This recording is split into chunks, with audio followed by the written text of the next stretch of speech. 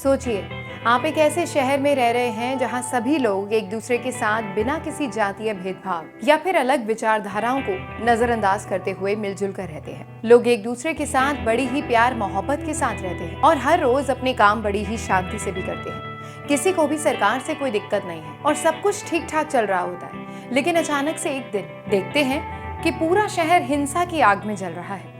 लोग सड़कों पर उतर आए हैं और एक दूसरे के खून के प्यासे बन चुके हैं। जगह जगह पर प्रोटेस्ट हो रहे हैं, यहाँ तक कि मंदिर और चर्च जैसी धार्मिक जगहों को भी जलाया जा रहा है। ऐसे हालात में आप भी सोचने पर मजबूर हो जाओगे कि आखिरकार ये पूरा मंजर इस तरह कैसे बदल गया और आखिर ऐसा अचानक क्या होगा कि पूरा शहर आग की लपटों में जल रहा है।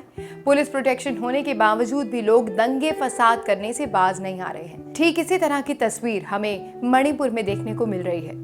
ये चीज अब इतना बड़ा मुद्दा बन चुकी है कि खुद Indian female boxer Mary Kom ने भी इस पर अपना ट्वीट करके विचार व्यक्त किए हैं और सरकार से मदद मांगी है कि वो जल्द से जल्द इस मामले के बारे में कुछ कहे। आज के इस वीडियो में विस्तार से बात करेंगे कि आखिरकार मणिपुर में ऐसा क्या हो रहा है जो लोग सड़कों पर उतर आए हैं और पूरे स्टेट को ही जलाने पर तुले हुए हैं।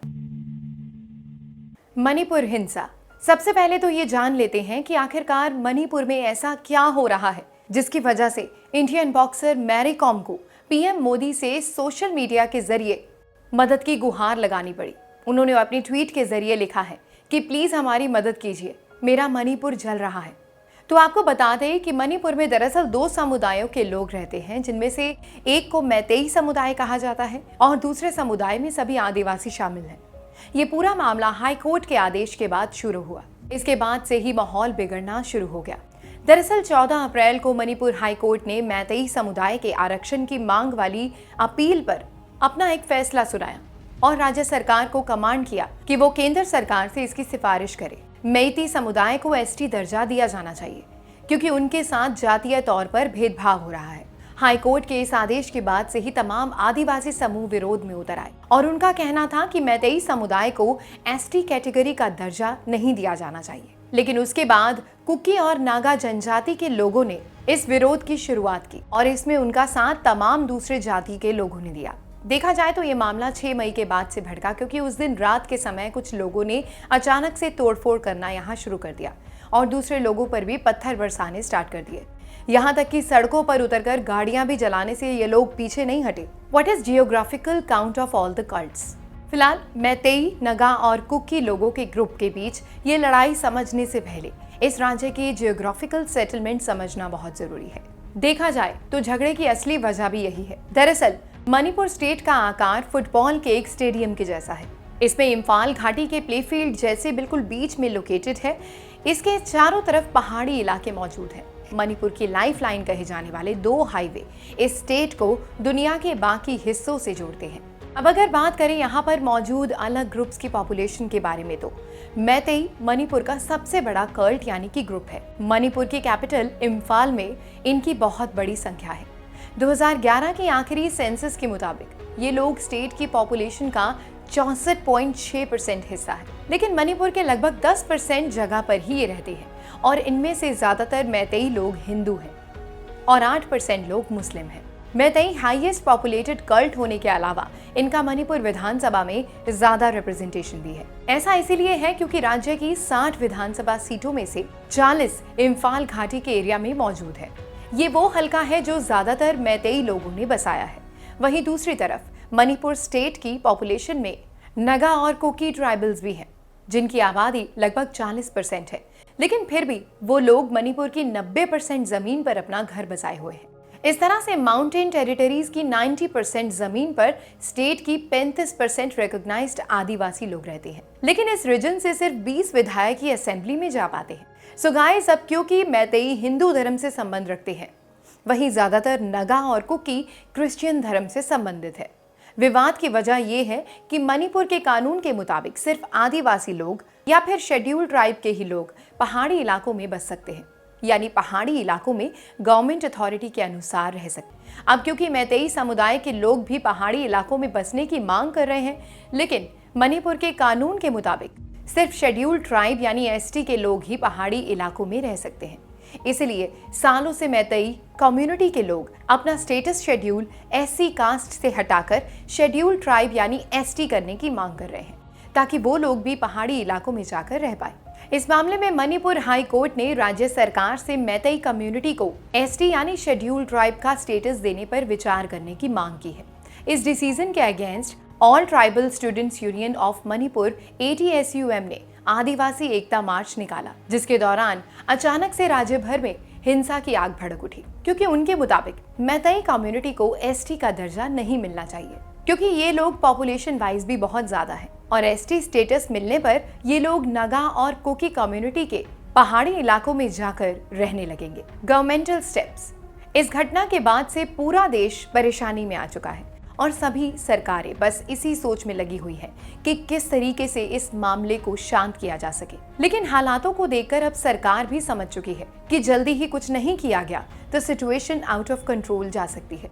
इसलिए सरकार ने पुलिस कर्मचारियों को ये ऑर्डर दिया है कि जो भी इंसान अगर हिंसा फैलाता हुआ नजर आए तो फिर उसे ऑन द स्पॉट शूट कर सकते हैं। फिलहाल देखा जाए तो ये घटना भी रिलीजियस फेथ और कास्ट डिस्क्रिमिनेशन को लेकर ही हुई है।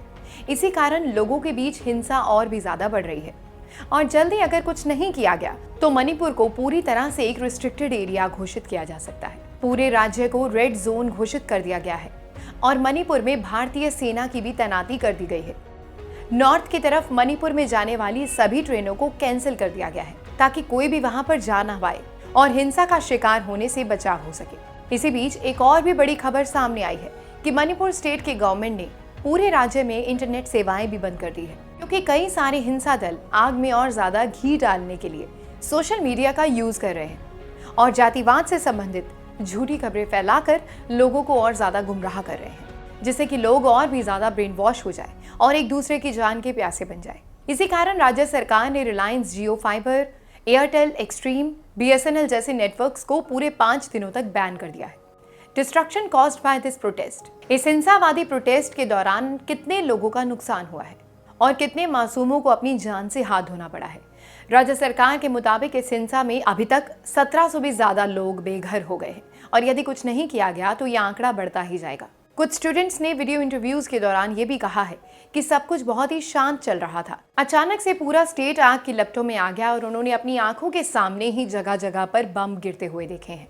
और अभी के आंकड़ों की अगर बात की जाए तो इस प्रोटेस्ट में लगभग 50 लोगों की मौतें हो चुकी हैं और 100 से भी अधिक लोग घायल हैं। वहीं दूसरी तरफ हालात पर और ज्यादा काबू पाने के लिए राज्य सरकार ने पूरे स्टेट में कर्फ्यू लगा दिया है और अब तक 9000 से भी ज्यादा लोगों को सुरक्षित जगहों पर पहुंचाया गया है। ये मंजर इतना ज्यादा भयानक था कि शहर में मौजूद कई सारे स्टूडेंट को सेफ प्लेस में शिफ्ट होना पड़ा, जो कि पूरे देश भर से वहां पढ़ने के लिए आए थे। कुछ स्टूडेंट्स ने उस रात होने वाले पूरे इंसिडेंट के बारे में बयान दिए हैं और कहा है कि जब रात के समय सब कुछ शांत था तब उन्हें अचानक से गन फायरिंग की आवाजें सुनाई देने लगी और जब उन्होंने बाहर जाकर देखा तब कुछ लोगों ने सड़कों पर बाइक और स्कूटी चलाने शुरू कर दिए थे। माना जा रहा है कि राज्य सरकार सभी स्टूडेंट्स को अपने अपने घर पर भेजने की व्यवस्था कर चुकी है। Now the question is it a pre plan protest?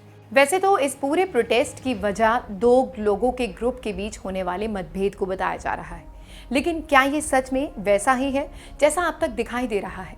इस हमले में पीड़ित हुए कुछ लोगों ने बयान दिए हैं कि ये सब एक प्री प्लान प्रोटेस्ट था, यानी कि जातिवाद का फायदा उठाकर लोगों के बीच दंगे फसाद करवाए गए। वैसे देखा जाए तो पिछले कुछ समय में जातिवाद से संबंधित कई सारे प्रोटेस्ट और दंगे देश में कई जगह हुए हैं और कुछ लोगों के मुताबिक ये एक पॉलिटिकल एजेंडा ही होता है।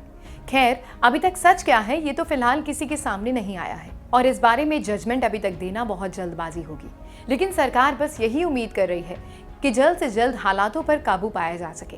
What are the next steps of government? फिलहाल अब ऐसे हालात को देखते हुए देश भर के कई सारे मिनिस्टर्स मणिपुर स्टेट गवर्नमेंट के समर्थन में आ गए हैं और उन्हें मदद करने की पूरी कोशिश भी कर रहे हैं। मणिपुर राज्य सरकार की तरफ से ये बात भी सामने आई है कि इस घटना में कुल मिलाकर 1700 घर, मंदिर और चर्च को नुकसान हुआ है, जिसकी वजह से कई सारे लोग बेघर हो गए हैं और धार्मिक स्थानों को भी नुकसान पहुंचा है। हालांकि सरकार ने हालात को शांत करते हुए ये दावा किया है कि वो उन सभी लोगों को 2 लाख रुपए तक का मुआवजा देगी जिनके घर बर्बाद हो चुके हैं और साथ ही साथ उन सभी के घर वापस बनाने में भी सरकार की तरफ से अपनी पूरी मदद की जाएगी। फिलहाल गाइस इस पूरे मामले में हर रोज़ नए अपडेट आते जा रहे हैं और अभी तक कुछ भी कहना इस मामले में बहुत जल्दबाजी होगी। तो इस वीडियो के ज़रिए हमने आप तक अभी के हालातों की इन्फॉर्मेशन आप तक पहुंचाई है। उम्मीद है आपको ये वीडियो अच्छा लगा होगा। फिलहाल ये सच में अनजाने में हुआ एक प्रोटेस्ट था या फिर कोई वेल प्लान प्रोपेगेंडा? हमें आप कमेंट्स में ज़रूर बताइए कि आपकी क्या सुझाव है इस बारे में, क्या आपको लगता है और अभी तक जिन लोगों का इस पूरे केस में नुकसान हुआ है उसकी भरपाई कैसे होगी, ये आने वाला वक्त बता सकता है। लेकिन एक बात साफ है कि जितनी भी हिंसा कहीं भी हो उसमें नुकसान सिर्फ आम लोगों का ही होता है और ये बात ज़रूर हिंसा भड़काने वालों को ध्यान में रखनी चाहिए। फिलहाल हम मणिपुर के लिए प्रे करते हैं और उम्मीद करते हैं जल्द ही यहाँ पर हालात सामान्य हो पाएंगे और हर कोई अपने घर में वापस पहुँच पाएगा और सही सलामत सबके परिवारजन रहेंगे।